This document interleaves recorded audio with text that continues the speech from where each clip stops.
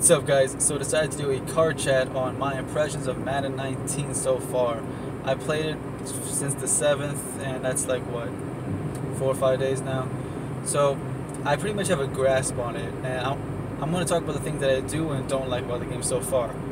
And the first thing we'll talk about is, of course, the new running mechanic. You know, that it's not the same as previous years. I'm sure you guys know by now the way you got to do it now. I like it and I don't like it.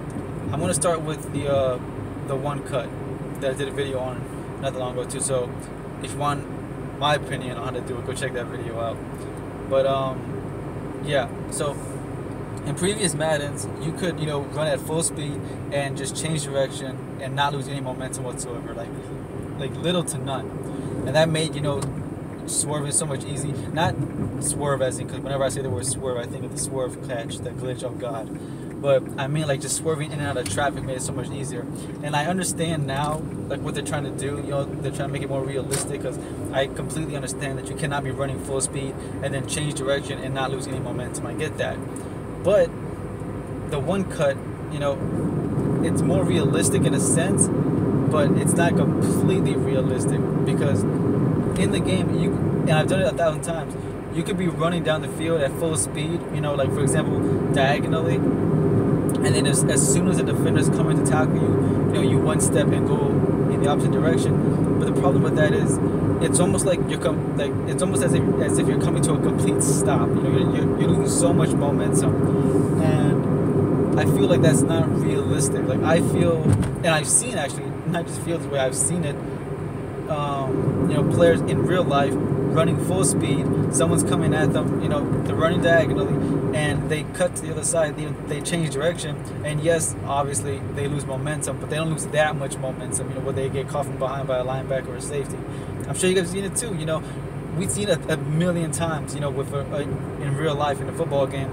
The quarterback throws a deep pass, it's a blown coverage, the receiver catches it, the only one trying to stop him, or the only one that's there to stop the receiver, is a safety, and they're just, he's running to the left, he's running to the right, he's running to the left, he's running to the right, he just makes one little, twitch, and he's just gone.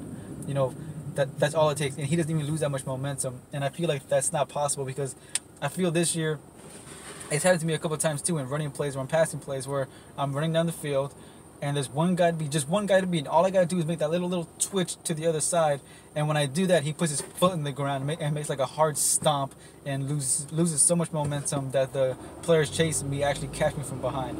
And that I'm not a big fan of. I don't like how you have to stick your foot in the ground so hard and come to not a complete stop, but it's just. I don't know how to explain it. I'm my best to explain it. Basically, what I'm trying to say is that I don't like how much momentum you lose when you try to one cut. I feel in real life you can easily one cut and not have to lose that much momentum. Hopefully it gets patched, but that's just my feeling. I get that you gotta let go of the sprint button, because you can't be running full speed and turn and get it. But I just wish that they had tweaked it a little bit. The next thing I'll talk about, something that I do not like at all. At least I like the idea of it, but then when I saw how it really went, I didn't like it, which is the hesitation and the push to pile feature now. When I heard about push to pile, I was very excited. The idea that you push linemen and fight for extra yards that way. That sounded amazing. And I thought to myself, power backs are going to be so, not overpowered, but have a much bigger advantage now that you can push the offensive lineman. But what I saw in one of the games that I played not that long ago, I had Leonard Fournette, who I just reviewed not that long ago. Good power back, strong, he pushed people forward, knock them down, all that good stuff. So I had Fournette, ran to the outside.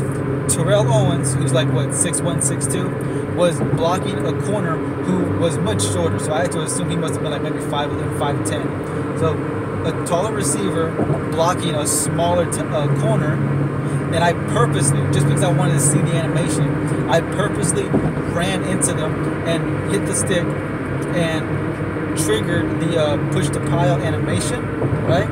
And I was thinking, tall receiver, short corner, big power back running full speed, pushing his hand into the receiver, it's gonna push him out the way. It might knock them both to the ground. That's what I'm thinking. But what happens? I run over there, hit the animation, he puts his hand in him, and he just like crashes into T.O. It looked as if Fournette had ran into a brick wall.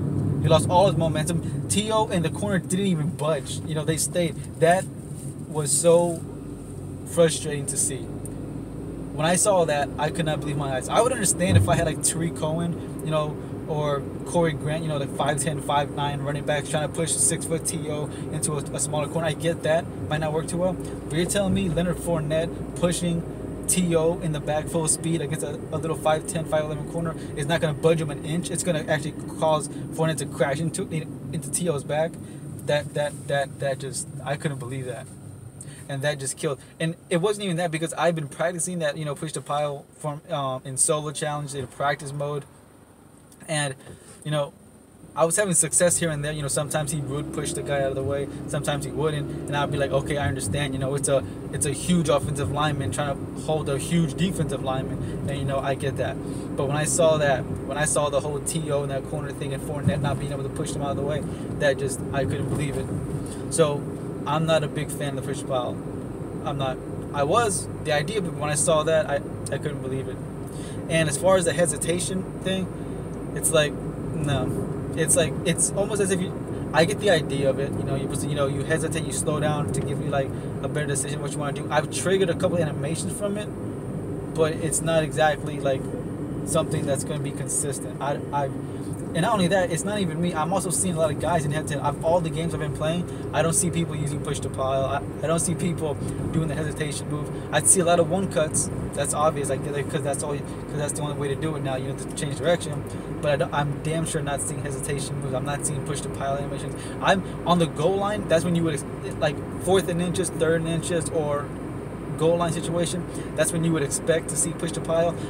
I've seen more, you know, leaping over than I've seen push. Come to think of it, I don't think I've seen a single push to pile. I really have not seen someone try to do that animation, because I don't think people are realizing it's not as effective as they assumed it was going to be. And it seems to me like every year Madden tries to introduce something new, like a new mechanic that's going to revolutionize the game for years to come. Last year was target passing. That was a flop from the word go. We all know that. And I feel if it stays this way, if they don't patch, you know, the push to pile and hesitation and all that, if they don't make it more, you know, if they don't adjust it, if it stays the same, I feel that push to pile and hesitation are going to be something that's going to be removed completely, because it just wasn't, you know, it didn't go the way people thought it would. But anyways, those are the things that I did not like. The things I do like, because Madden 19, it's not a bad game so far. I'm actually enjoying the game. Number one, of course, power-up players. That's nice. The training points. Now, instead of quick selling a player for like 20 coins, which is nothing, you can turn that 20 coins into 20 training points, which for some power-up players is enough to jump like 2 ratings up. So I like that idea. I like the idea of having 2 currencies now, which is of course the coins and training points. You know, you can either buy the player from the auction, or you can, assuming that they have a power-up card, you can power them up that way. What I wish is, I just wish that there were more ways to get training points instead of just quick selling and a couple solos here and there. I know you could buy packs. Technically, you could buy a pack and just quick sell everything in that pack, and maybe you'll get like maybe 50 or 60 training points. If you're lucky, you'll get like a nice elite. But I wish there was a way, you know, you could be rewarded with more training points. If there is, let me know. Because as far as I know, the only way to get training points is solo challenges, quick selling, and I guess buying pack and quick selling goes in the same category. But what I wish is, I wish they brought like a little bit of the franchise mode into Ultimate Team with the power-up thing. What I mean by that is, I wish we could power up any card we wanted, because I know using the power-up cards this year, they said it's gonna make teams more unique, because you can power up these players how you want to and add whichever chemistries you want to. I like that. That's nice. That gives like a little bit more uniqueness to these teams. But seeing as that we can all power up only this category of players, that kind of takes away a little bit of the uniqueness. So like I was saying, I wish that they would bring franchise, because I used to love playing online franchise mode. I don't have time for it now, but one of my favorite things to do was in the online franchise was draft a player that I was like really into, and just like build him up throughout the season. And then after like maybe 3 or 4 seasons, bam, he's like a 95, 97 overall beast. And I wish that you could do that in Mud. Hopefully one day, maybe even next Madden, you'll be able to power up any player. Like, can you imagine if you were to get like Lamar Jackson? Because right now, Lamar Jackson that I know of does not have a power-up card. Can you imagine if you could power up any player in the game you wanted in Ultimate Team?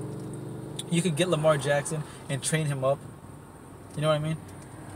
I would say the best way to do that would be only have those specific players only be able to be powered up so quickly.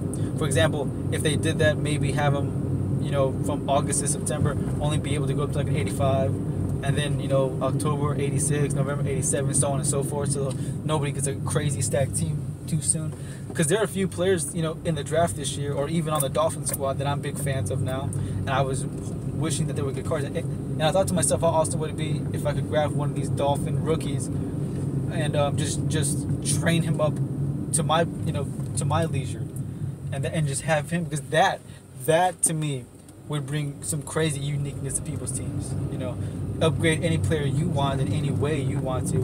But I'm rambling on, guys. That's just I don't want to make this video too long. I can tell it's getting a little longer. But yeah. So that's how I feel about the game so far, man. It's good because there's a lot of content right now.